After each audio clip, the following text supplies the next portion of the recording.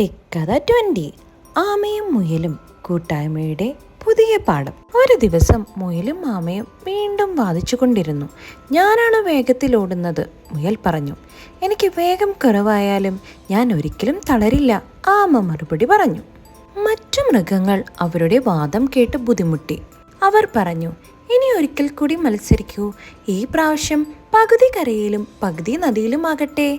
അങ്ങനെ മത്സരം ആരംഭിച്ചു. കരയിൽ മുയൽ വേഗത്തിലോടി. അവനെ തോൽപ്പിക്കാൻ ആർക്കും കഴിയില്ല. പക്ഷേ നദിയുടെ അരികിലെത്തിയപ്പോൾ മുയൽ നിൽക്കുകയും ഭയപ്പെടുകയും ചെയ്തു. മുയലിന് നീന്താൻ അറിയില്ലായിരുന്നു. ഒരുപാട് വൈകിയാണ് ആമ അവിടെ എത്തിയത്. പക്ഷേ ആമയാകട്ടെ വെള്ളത്തിലേക്കിറങ്ങി നദി കടന്നു.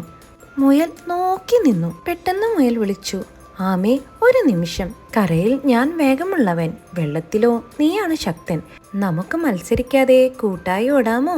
അത് കേട്ടതും ആമ ചിരിച്ചു. അങ്ങനെ കരയിൽ ആമയെ പുറകിൽ തൂക്കി മുയലച്ചൻ ഓടുകയും വെള്ളത്തിലാകട്ടെ ആമയുടെ പുറകിൽ മുയൽ കയറിയിരുന്ന് നദി കടക്കുകയും ചെയ്തു.